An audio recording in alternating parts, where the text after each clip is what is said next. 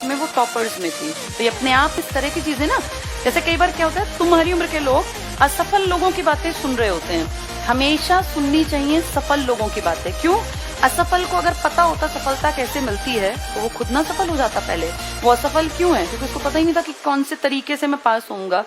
ज्यादातर उन लोगों को सुना करो जिन्होंने जिंदगी में सफलता हासिल की है। ये बहुत फिलोसफिकल बातें कि तजुर्बा तो असफलताओं से आता होगा भैया, लेकिन वो बाद की बात है। पहले तजुर्बे के लिए नहीं, हम पहले सफलता के लिए बैठे हैं। मैंने अपनी जिंदगी में एक मोटो बनाया था, मुझे अर्ली स्टेज पे सफलता चाहिए, और मैं बहुत यंग एज में सफल हो गई थी। उसके बाद मैंने सारी चीजें हासिल की। अब तुम ये सोचो पहले सारी चीजें मिलेंगी फिर सफलता आएगी, ऐसा नहीं होगा।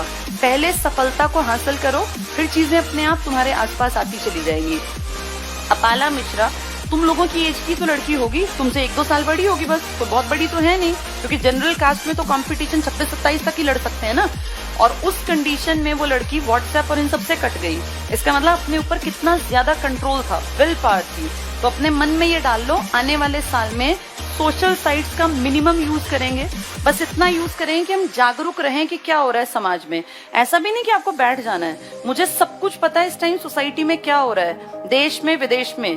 बेशक मैं सोशल साइट्स पर नहीं हूँ, लेकिन मैं जब तक हर चीज पे नजर रखती हूँ कि दुनिया समाज में क्या परिवर्तन चल रहे हैं, चाहे वो इकोनॉमिक फील्ड में हो या सोशल या पॉलिटिकल, उतना समझ तुम्हें भी रखनी चाहिए। और उसके बाद सोशल साइट पे ज्यादा टाइम मत वेस्ट किया करो, उस टाइम को अपने ऊपर इन्वेस्ट करो। अपनी जबान, अपनी पर्सनालिटी, अपनी बातचीत, अपना दिमागी स्तर बढ़ा लो, फिर लाइफ बहुत अच्छी है, बहुत सुंदर लाइफ है। जिस दिन पैसे कमाने लगोगे, पैसे नहीं कमाओगे तो जिंदगी बहुत बहुत मुश्किल है, बहुत ज्यादा टफ है। ताने सुनने में ना बड़ा जोर पड़ता है, जब आसपास से निकलते लोग ताने मारते चलते ना, घर वाले भी, छोटे भाई बहन भी, बड़े भाई बहन भी, तो अपने आप पे शर्म आने लगती है। उस कंडीशन से पहले नौकरी में आने की कोशिश करो, खूब पढ़ा करो। और ये फालतू ना यहाँ आके टाइम पास करना, या यहाँ भी मैं देखती हूँ कितनी बार मैं ही पढ़ाती रहती हूँ तब भी नहीं चुप होते एक दो। तो जैसे मैं तो ही मानती हूँ मैं एक स्ट्रिक्ट टीचर हूँ और मैं अवॉइड करती हूँ कि मैं इस तरह की कंडीशन क्लास में ना हो, तब भी कई लोग बात करते रहते हैं, उनको रोज मुझे बोलना पड़ता है। तो अब ये देखो लाइफ के इस इम्पोर्टेंट फेज को तुम कैसे गवा रहे हो, इसको वेस्ट मत करो। 2022 में हर कंडीशन में मुझे सफल होना है। आज इस रेजोल्यूशन के साथ नए साल की शुरुआत करना, और 31 दिसंबर अपनी लाइफ का ये सोचो, ये पूरा साल गया। इस साल में अगर तुमने कुछ अचीव नहीं किया तो ये पूरा साल तुम्हारे हाथ से गया। तुम लोगों की लाइफ में ना एक एक दिन की कीमत होती है, क्योंकि जिंदगी के कुछ साल हैं जिसमें तुम तैयारी कर पाओगे।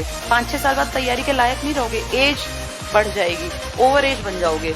इसीलिए 22 में 100% अपना टाइम लगा के अपनी जितनी मेहनत कर सकते हो मैक्सिमम उतनी मेहनत करके विल पावर के साथ, और अगले साल नौकरी की कोशिश कर लो। अब ये जनवरी के पेपर अगर होते हैं तो बहुत अच्छी बात है, मार्च में या जून में जब तक भी पेपर होते रहेंगे अपना 100% आपको इसमें देना है, ठीक है? इस उम्मीद के साथ कि भाई भगवान हमारे साथ रहेगा। और एक और चीज मैं देखती हूँ, तुम्हारी एज में बहुत लोग बात बात में कहते हैं कि किस्मत ही खराब है, किस्मत ही खराब। मैं बार बार ये बात बोलती हूँ, कभी मत बोलो हमारी किस्मत खराब है, बोलो हम तो बहुत ब्लेस्ड हैं, भगवान की बड़ी कृपा है। क्योंकि जैसा आप बोलते हैं ना, दिन में एक बार, मेरा ऐसा मानना है, ये सच बात है कि जबान पे सरस्वती बैठती है। तो ये कुछ लोग होते हैं वो हमेशा यही बोलेंगे कि हमारी किस्मत ही खराब है। मत बोलो हमारी किस्मत खराब है, कर्म अच्छे करो, भगवान अपने आप फल देगा। बिना कर्म के भगवान फल नहीं देगा। मेहनत करते चलोगे नौकरी जरूर मिलेगी, ठीक है? तो 2021 को खत्म करके और 22 की शुरुआत बहुत अच्छे ढंग से करना।